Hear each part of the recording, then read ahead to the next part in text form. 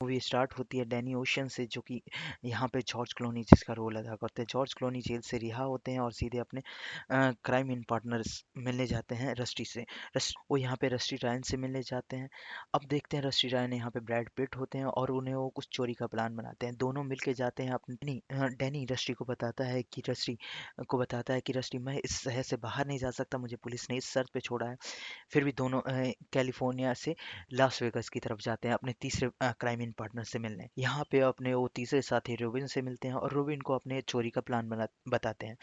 असलियत में रूबिन क्या होता है, ये रूबिन के साथ मिलके पहले भी चोरी कर चुके होते हैं। यहाँ पे वो रूबिन को पहुंचकर अपना प्लान सुनाते हैं। जब ये रूबिन को प्लान सुनाते हैं तो रूबिन पहले तो मना कर देता है इस चीज़ के लिए, क्योंकि वो डरता है।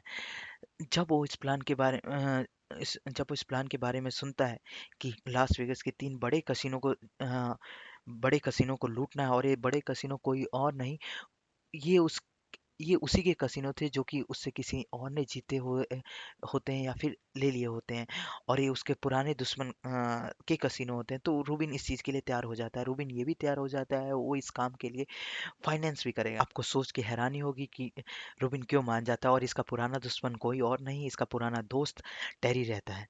अब नेक्स्ट सीन में हम देखते हैं किस तरीके से रूबिन, रायंस एंड डैनी अपने अदर पार्टनर्स को जो इकट्ठा करना स्टार्ट करते हैं। ये पार्टनर्स जो होते हैं, ये पार्टनर्स इन क्राइम, ये सारे अलग अलग फील्ड में एक्सपर्ट्स होते हैं। ये डिफरेंट एक्सपर्ट्स को उठाते हैं। कोई हमारे पास कसिनो में डिफरेंट गेम को चलाने में एक्सपर्ट होता है, कोई सिक्योरिटी एक्सपर्ट होता है, कोई मिसशिप मतलब किस तरीके से अपना भेस बदल के वहाँ पे किसी से कोई काम करवा ले, इस चीज़ में एक्सपर्ट होता है। तो ये डिफरेंट डिफरेंट फील्ड में एक्सपर्ट होते हैं। जब रोबिन्स और रायन इन इन लोगों को इकट्ठा करते हैं, और जब एक जगह इकट्ठा होते हैं तो ये अपना प्लान डिस्कस करते हैं। प्लान में बताते हैं किस तरीके से इन्हें जो कसिनो लूटना है वो ब्लेचियो है, क्योंकि सारा पैसा इन तीनों कसिनो का ब्लेचियो में जाता है। ब्लेचियो इन तीनों कसिनो में सबसे बड़ा है। और ध्यान देखिए, और वो इस कसिनो को लूटने की सोचते ही क्यों हैं, तो वो कसिनो को लूटने की सोचते हैं क्योंकि वो लोग बताते हैं अपने लोगों को कि इन तीनों कसिनो का पैसा जो है ब्लेजियो में जाता है, और ब्लेजियो में टोटल 160 मिलियन यूएस डॉलर पैसा आता है। सभी लोग रेडी हो जाते हैं, क्योंकि एक बार इस कसिनो को लूट लिया तो नेक्स्ट किसी कसिनो को लूटने की जरूरत नहीं पड़ेगी। लाइफ टाइम विदाउट चोरी किए रहा जा सकता है, बिकॉज गुड लाइफ हो जाएगी। 160 मिलियन यूएस डॉलर। अब नेक्स्ट सीन में देखते हैं किस तरीके से टेरी डैनी और रस्टिन की सॉरी टेरी नहीं, अब नेक्स्ट सीन में हम देखते हैं किस तरीके से डैनी, रस्टी की टीम अपने अलग अलग कामों के लिए स्टार्ट कर देती है। वो कोई बाहर ब्लाजियो कसिनो को निगरानी करता है, डिफरेंट डिटेल्स इकट्ठा करता है, कोई वहाँ पे होने वाली चीज़ों की प्रैक्टिस करता है।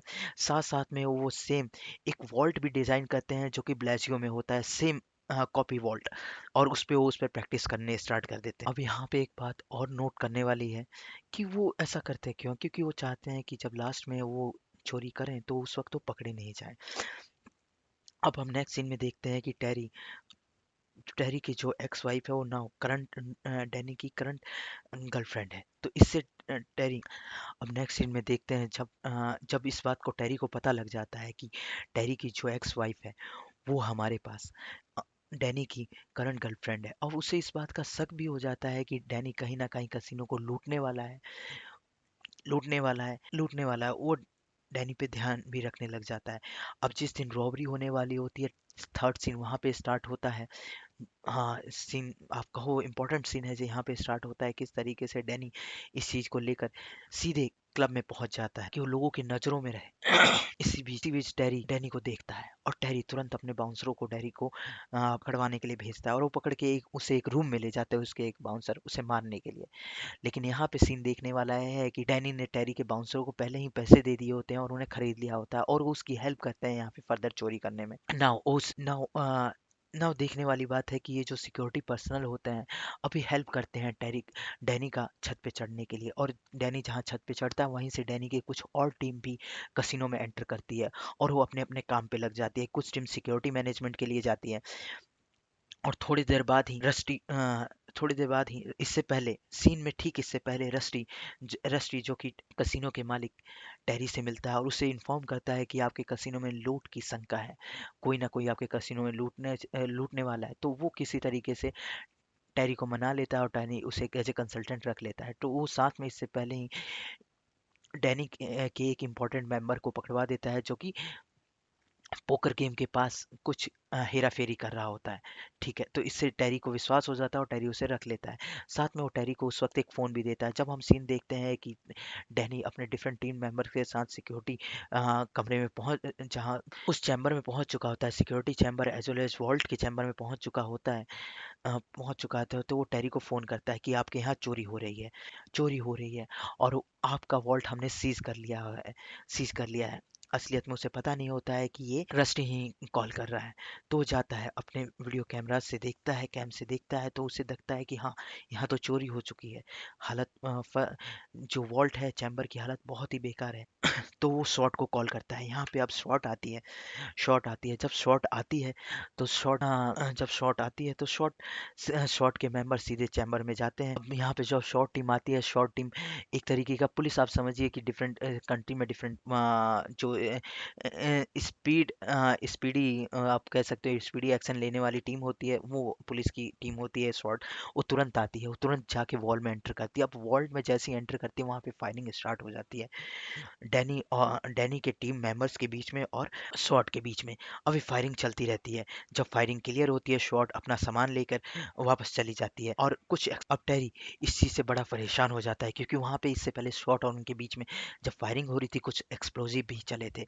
टेरी परेशान हो जाता है, टेरी परेशान होता है। अब वो बार बार वीडियो फुटेज को देखता है, वो कंटिन्यूली देखता है। तो थोड़ी देर बाद उसको ध्यान आता है कि मैंने वॉल्ट के फर्श पे कुछ समय पहले ही ब्लाजियो कसिनो का सिंबल लगवाया था, वो यहाँ पे नहीं है। तो वो समझ जाता है कि कुछ हेरा फेरी हुई है। अब आपको समझना चाहिए कि अब यहाँ पे होता क्या है।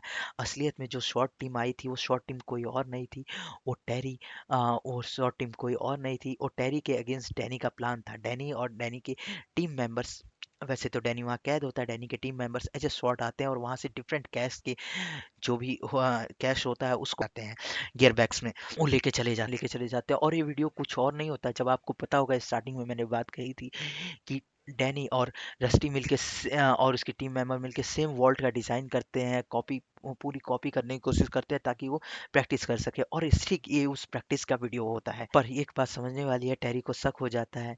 अब शक हो जाता है कि डैनी इसके पीछे होगा, और तुरंत डैनी वहां जाता है जहाँ पे डैनी कैद है। वो बाउंसर उससे कैद करवाया था। वो जाके देखता है कि यहाँ पे तो डैनी है ही नहीं, और डैनी है। वो सोचता है कि डैनी होगा ही नहीं, लेकिन यहाँ पे डैनी पहले से ही रहता है।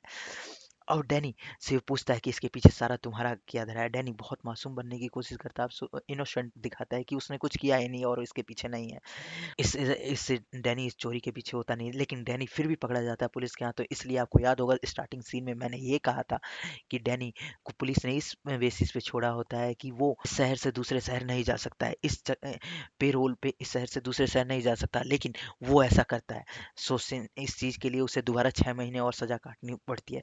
जब वो 6 महीने और सज़ा काटता है, तो इसके बाद डैनी और उसके टीम मेंबर्स पहले ही मनी पैसे को इक्वली डिस्ट्रीब्यूट कर ले होते हैं। अब देखते हैं हम लास्ट सीन में किस तरीके से रस्टी डैनी की करंट गर्लफ्रेंड के साथ डैनी को रिसीव करने जाता है जब जेल से छूटता है। और साथ में हम ये भी देखते हैं, टेरी के जो बाउंसर जिसने हेल्प करी थी, वो डैनी का कुछ पीछा कर रहे होते हैं। और ये डैनी एक पीछा इसलिए कर रहे होते हैं क्योंकि टेरी ने इनको भेजा होता है ताकि वो किसी तरीके से पता कर सके कि डैनी ने पैसे कहाँ छुपाए हैं, ताकि वो अपने पैसे वापस ले सके।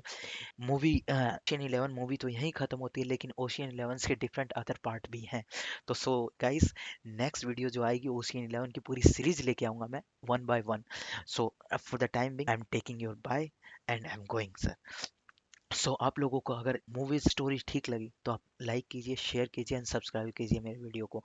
वन मोर थिंग, कि अगर मेरे सब्सक्राइबर बढ़ते हैं इन द फ्यूचर, सब्सक्राइबर बढ़ते हैं, तो मैं क्या करने वाला हूँ, मैं मूवीज़ का जो शॉर्ट एंड क्लिप्स होगा मूवी जब रिलीज होगी उसके नेक्स्ट डे ही मैं आप लोगों के लिए, या सेम डे ही ले आऊँगा, सो दैट आप इस बात को डिसाइड कर सकें कि आपको मूवी देखने जाना है, नहीं जाना है। और साथ में मैं एक और सीरीज लेके आने वाला हूँ, what we should watch on the weekend. Weekend में हमें क्या कौन सी मूवी देखनी चाहिए, सो दैट आप अपना इस टाइम पे वेस्ट ना करें कि आपको कोई और मूवी देख ले। वो फॉर एग्जाम्पल मैं पहले ऐसे करता था, क्योंकि मूवी जब देख लो अगर टाइम वेस्ट हो, आपको मज़ा ना आए, तो बहुत बुरा लगता है। मैं चाहता हूँ आप लोगों का टाइम सेव हो।